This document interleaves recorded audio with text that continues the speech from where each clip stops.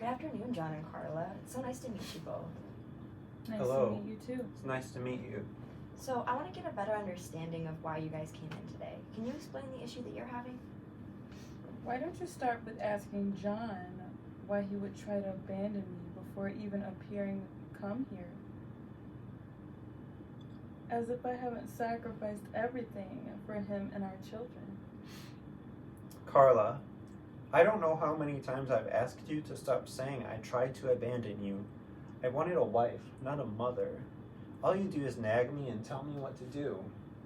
That's because you don't help with anything. I have no one else to ask for help in America. I work. I provide. You sit at home all day and do nothing and expect me to do more work after I get home from a long day at the office?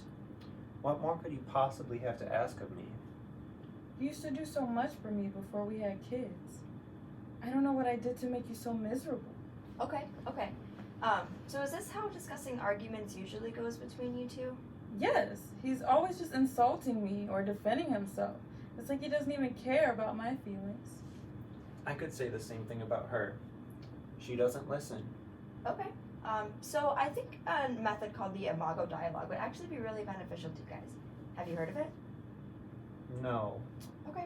So the main goal of this technique is to make sure that each partner feels heard and understood, without the other person focusing on how they're going to respond or defend themselves. It allows you both to hold space and respect for the other person's experience and see it as equally valid as your own. Do you guys want to give it a shot if I walk you through it? Okay.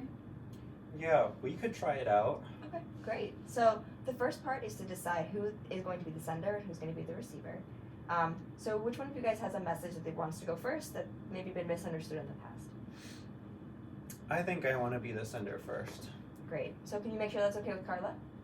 Sure. Yeah, I guess that's fine. I get to go next, though. Yes. Yeah, you both have a chance to go.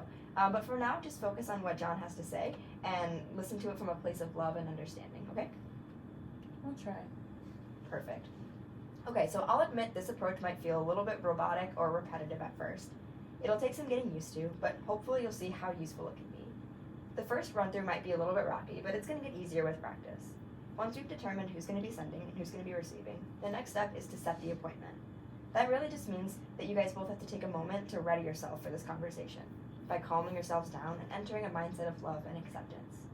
It's important to remember that you'll both still love each other on the other end of this conversation. So I'm going to have you guys do that by looking into each other's eyes and to share one thing that you guys both really love and appreciate about each other. The sender can go first. Okay. Carla, I love and appreciate you for bringing my 2 children into this world. Great, thank you, John. Carla? John, I love and appreciate the jokes you tell. Perfect. You guys are doing great.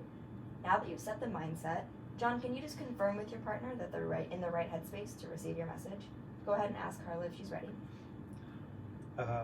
Okay. Carla, are you ready? Yeah, I think so. Perfect. So the next step is for the sender to use an I statement. That's a statement where you share your feelings of how when an event takes place without blaming the other partner. John, can you think of an I statement that you can use to express how you're feeling? And Carla, while he shares this statement, your only job is to repeat it back to him while using phrases like, if I'm hearing that correctly and did I get that right? As you're listening, make sure that you're listening to repeat it back to him exactly how he says it, not to formulate your response or to change his meaning. So when you're ready, we can start there. Well, when you always tell me what to do, I feel annoyed. It's a good start, but let's try to move that around a little bit so it's less blame focused. Can you start out with an I phrase? Okay. I feel annoyed when you tell me what to do. That's better. If I'm hearing that correctly, you feel annoyed when I tell you what to do. Did I get that? Yeah, you did. Great job. So what you just did is called mirroring. You and John can repeat this step with you making sure there isn't anything else that John would like to add. You'd say something like, is there more? So go ahead and try that. Is there more? Well, yeah, it's more than just annoyed. I feel belittled and disrespected when you tell me to do things that I was already planning on doing later. If I'm hearing that, you feel belittled and disrespected when I tell you to do things that you were already planning on doing. Is there more? You know that I know how to take care of you and the kids. The only time I pull away is when I feel like you're just asking too much of me or ignoring how much I do during the day to provide for you. If I'm getting this right, you think you know what you're doing and that you only pull away when I ask too much of you. What else? Sorry to interrupt, but Carla, it feels like you're starting to dismiss his experience when you change the wording in that way. So can you just try to repeat it back in the same way that he said it? Okay, fine.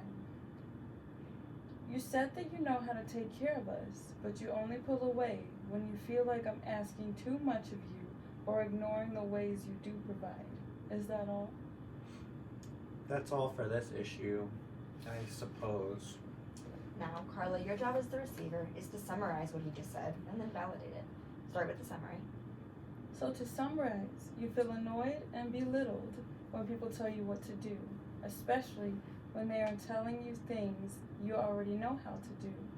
You pull away when you feel like people are asking more from you than they should.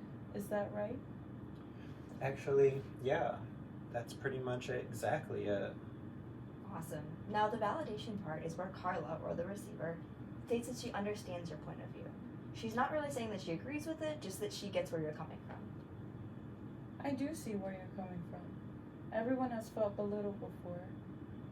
I didn't even think I was making you feel that way. Awesome. So you're already moving on to the next step, which is empathizing.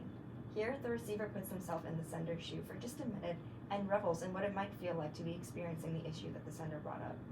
Carla, can you expand on how John might be feeling in this situation? I can imagine you probably feel like I'm treating you like a child.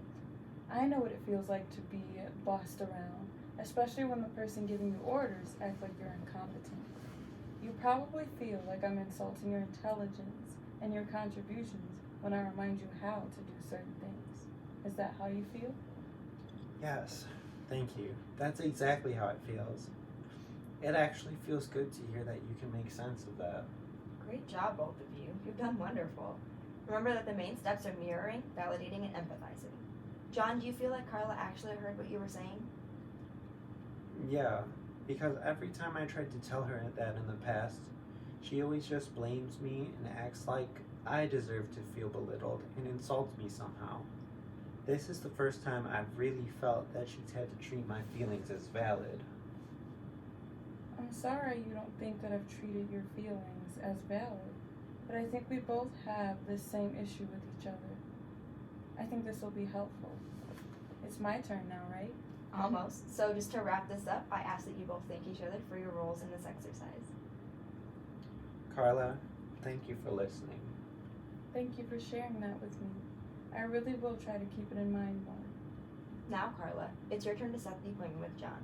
You can also do this by making eye contact and just taking 3 deep breaths, then asking the receiver if they're ready. So when you guys are ready, go ahead, face each other, and take some deep breaths.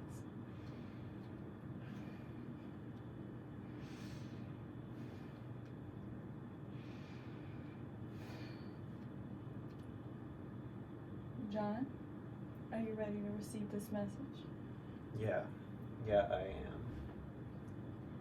I feel abandoned when you go out of your way to avoid me. Okay. You said you feel abandoned when I go out of my way to avoid you. Is there more? I feel like you belittle the work that I do with the kids. I feel isolated and alone. If I'm getting all of that, you feel like I belittle you. Like I belittle what you do with the kids, and you feel isolated and alone. Is there more? I miss our friendship. I miss being a team. Without you, I feel so alone. You said you miss our friendship, and you miss us being a team. Without me, you feel alone. Is there more? That's basically it. Awesome. So now, John, remember that as the receiver, you just have to summarize everything that Carla said. Okay. You said you feel abandoned when I go out of my way to avoid you. You feel like I belittle what you do with the kids, and you feel isolated and lonely. You miss us being friends and a team. And when I'm not there, you feel alone. Did I get everything? Yeah, thank you. You did. So now, without necessarily agreeing with Carla, can you see where she's coming from? Yeah, I see where she's coming from. I haven't felt like we've been a team either. Thank you. John, can you empathize with the feelings that she expressed? Remember just to put yourself in her shoes for a minute. I guess I never thought about how lonely you must feel. You came here just for me. You haven't really had time to make friends. And the only other person you can really call is my mom for help. I hadn't thought about how isolated you are. Yes, isolated. I am so isolated here. Thank you so much. Yeah, you're welcome. Thanks for sharing that with me. I never really listened when you said that before because I assumed the kids should keep you company. I need time away from them too. Thank you for finally listening now, though. Wonderful job, both of you.